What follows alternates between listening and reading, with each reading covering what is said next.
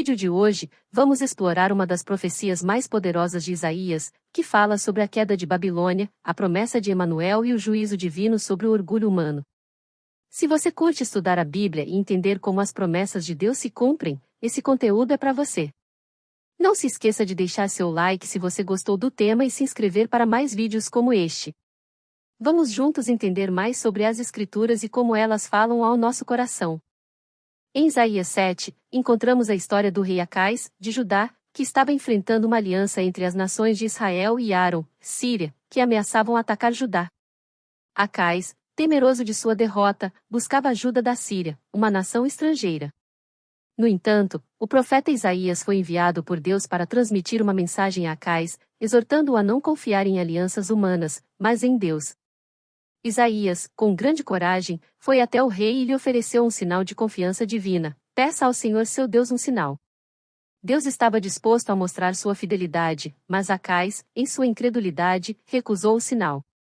Sua recusa em aceitar o auxílio de Deus é uma triste demonstração da falta de fé e confiança nas promessas divinas. Ele, em vez de confiar no Senhor, buscava soluções temporárias e humanas. Isaías, no entanto, não se dá por vencido.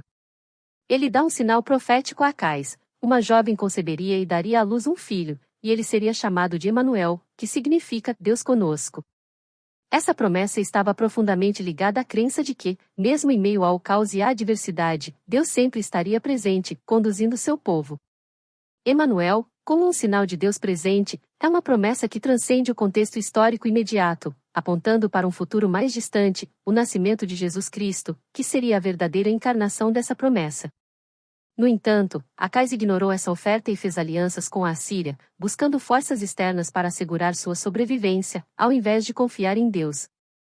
Esse tipo de comportamento humano, de preferir confiar no poder humano ao invés do divino, é algo que se repete em muitas situações da vida atual. A lição de Acais é clara: confiar em soluções temporárias e na sabedoria humana sem considerar o plano de Deus resulta em uma falha espiritual profunda. A recusa de Acais em ouvir a palavra de Deus e sua tentativa de resolver seus problemas com o poder humano é um alerta para todos nós sobre os perigos da autossuficiência. Mas, por outro lado, o sinal de Emanuel nos dá um vislumbre de uma realidade mais profunda e eterna. A promessa de Emanuel se cumpre com o nascimento de Jesus Cristo, que não apenas foi uma criança, mas o próprio Deus conosco. A encarnação de Jesus é a verdadeira manifestação da presença de Deus entre os seres humanos, vivendo como um de nós, compartilhando nossas lutas, nossos medos, nossas alegrias e, acima de tudo, trazendo a salvação através de sua morte e ressurreição. Este Emanuel não é apenas um sinal para Judá ou para a época de Isaías, mas é uma promessa que abrange toda a humanidade, oferecendo salvação e reconciliação com Deus para todos os povos, em todos os tempos. Nos capítulos de Isaías 13 e 14, encontramos uma poderosa profecia contra a Babilônia.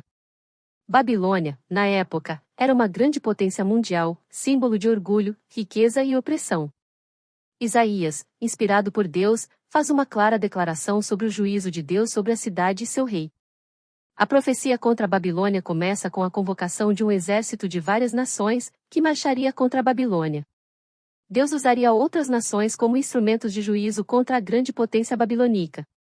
Babilônia, que parecia invencível, seria derrubada, e seu império seria reduzido a nada. A humilhação de Babilônia seria uma demonstração clara do poder de Deus sobre todas as nações.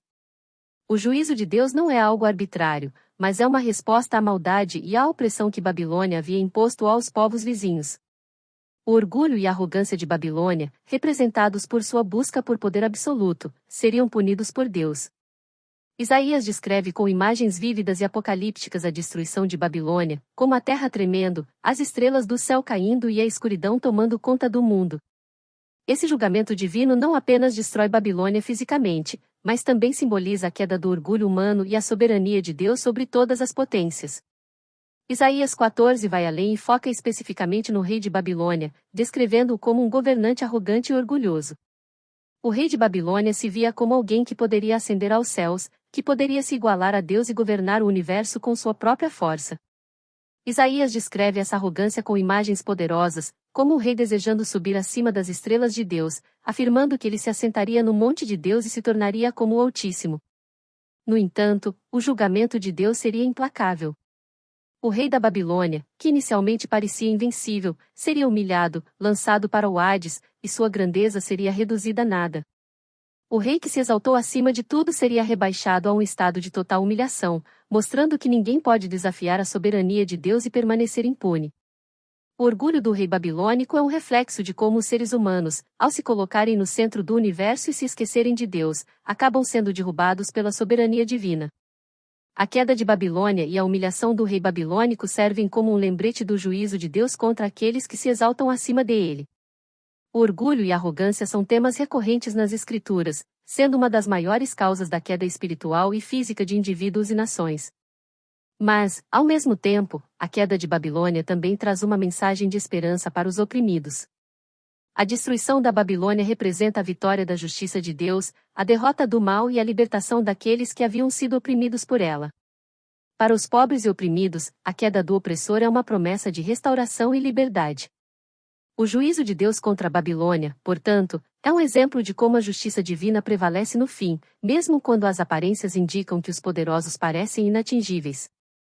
Isaías 9, por sua vez, traz uma mensagem de esperança que contrasta com o juízo contra a Babilônia.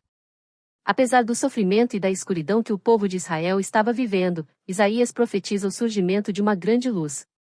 Essa luz não é apenas um raio de esperança, mas é a promessa de um líder divino, o príncipe da paz, que traria justiça e salvação.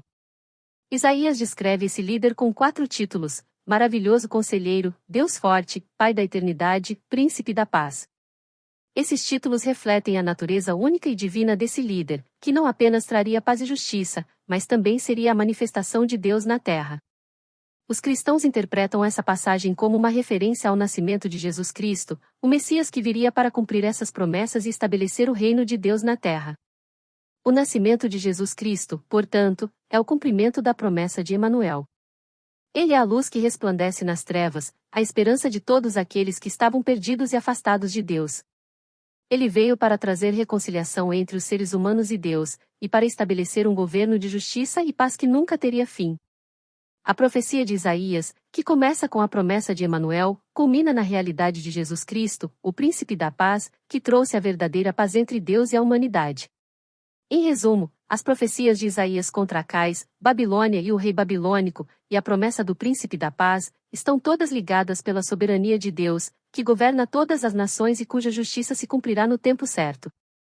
Essas profecias, longe de serem apenas mensagens de julgamento, são também mensagens de esperança para todos aqueles que esperam na justiça de Deus. A vinda de Emanuel, a luz que resplandece nas trevas, é a promessa de que Deus está conosco, e em Jesus Cristo, essa promessa se cumpre plenamente. Deus não apenas traz juízo sobre os ímpios, mas também traz salvação para os justos, libertando-os da opressão e oferecendo-lhes uma nova vida em seu reino eterno.